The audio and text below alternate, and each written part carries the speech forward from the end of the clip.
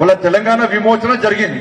అధికారంలోకి రాకముందు ఉద్యమ సమయంలో కొన్ని పార్టీలు ఏం చేస్తాయంటే తెలంగాణ విమోచన దినోత్సవాన్ని అధికారికంగా జరపాలే, సమైక్య ఆంధ్రప్రదేశ్ ఉన్నప్పుడు ఆంధ్ర పాలకులారా మా తెలంగాణ స్వాతంత్ర దినోత్సవాన్ని మమ్మల్ని జరుపుకోనివ్వరా అని కొట్లాడి వీళ్ళందరూ కూడా ఈ పార్టీలను కొట్లాడినాయి.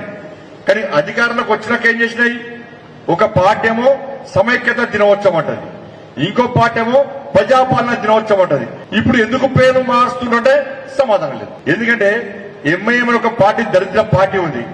ఆ పార్టీ ఎంఐఎం అని పార్టీ స్టార్ట్ కాకముందు నిజాం కాలంలో ఆ పార్టీ పేరు రజాకర్ల దళం. రజాకర్ల దళం అంటే మన అమ్మలక్కలను నగ్నంగా బతుకమ్మలాడించడం, మనకు యువకులను చంపడం, ఎవరైతే ఎదుర్కొంటారో వాళ్ళని చంపే ప్రయత్నం చేయడం, ఈ హైదరాబాద్ సంస్థలను విలీనం చేయాలని చెప్పి కొట్టడం, అందరిని చంపడం, ఇది రజాకర్ల దళం. దాని తర్వాత అది ఎంఏ పార్టీ మారింది. ఇవాళ అటువంటి పార్టీకి భయపడుతున్నారు వీళ్ళు. ఇవాళ తెలంగాణ విమోచన దినోత్సవం జరపడానికే భయపడుతున్నారు. ఇవాళ వాళ్లకు భయపడి మరి జాతీయ పార్టీ అని ఒక పార్టీ చెప్పుకుంటుంది.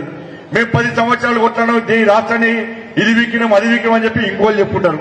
కానీ వీళ్ళు ఏం చేస్తుండే, ఒక ఎంఏఎం అనే పార్టీకి భయపడి తెలంగాణ విమోచన దినోత్సవం అని జరపడానికే భయపడే పరిస్థితి వచ్చింది. వాళ్ళు అసలైన తొలి వెలుగు. ఫాలో వాట్సాప్ @తొలి వెలుగు official.